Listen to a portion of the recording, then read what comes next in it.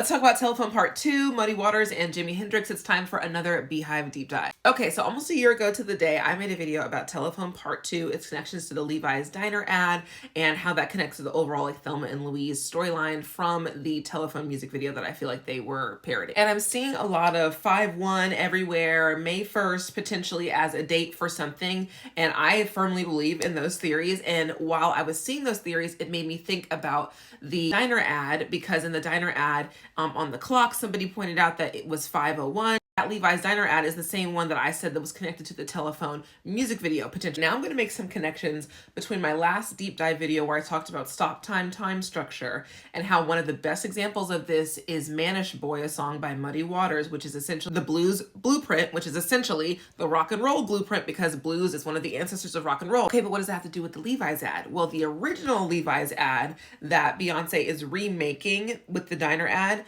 that one was actually originally nicknamed the refrigerator ad, where she takes the jacket out of the refrigerator. In the original ad, it's a guy taking a pair of pants out of the refrigerator. And in the original ad, the song they used was Manish Boy by Muddy Waters. And if you haven't heard that song, yes, you have. Woo!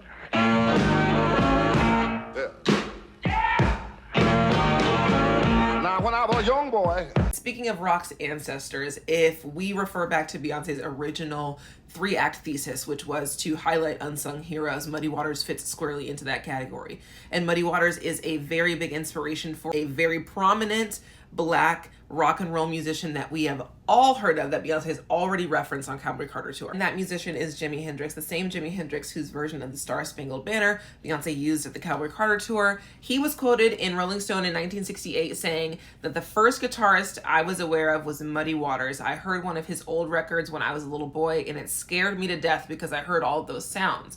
Wow, what is that all about? It was great. Muddy Waters is even cited as pioneering that psychedelic kind of funk rock sound that Jimi Hendrix embodied. That just makes me think of like Outkast and my rap theory, and I'm sorry I'm getting on a tangent. Anyway, get this. Would you believe that Jimi Hendrix also has a cover of Manish Boy?